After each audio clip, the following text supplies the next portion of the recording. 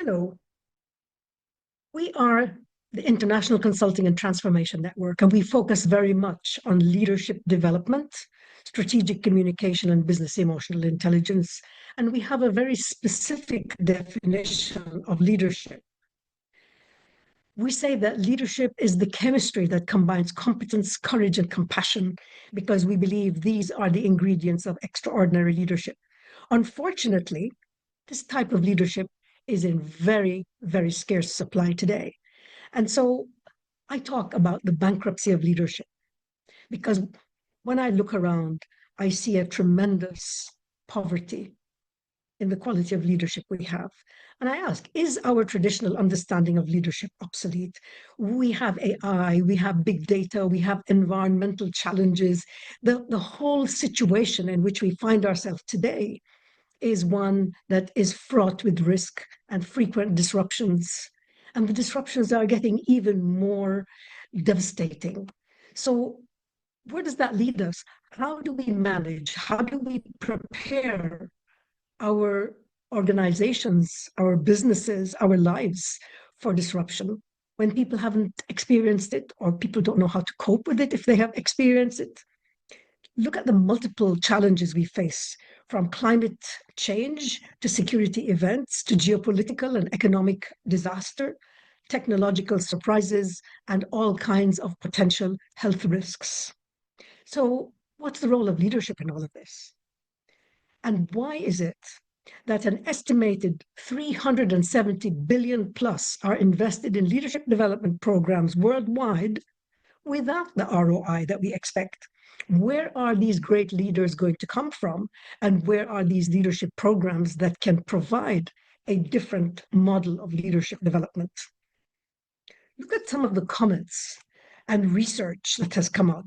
Many of these leadership development efforts fail to improve the state of leadership and have shown very few tangible results. This piece of research further solidifies the conclusion that the ROI on those billions invested in leadership is only 2%. This is a dismal prospect. So, what's the alternative? What's missing in these leadership programs? When potential leaders get promoted from an independent technical role to a senior role, they find themselves lacking the political savvy they need to be able to navigate complex relationships and make difficult decisions that are not one dimensional. They do not control all the variables. So when people are at the height of their career and they get put into a position that requires diplomacy and the ability to function in a very complex, politically charged and competitive environment, they're not prepared. How do we prepare them? Well, there are three capabilities that distinguish the extraordinary leader from the run-of-the-mill, low-caliber leader. The first of these is business emotional intelligence. Are these persons able to manage themselves and manage others in an emotionally intelligent way? And where do they get the practice to do so? Are they good strategic communicators?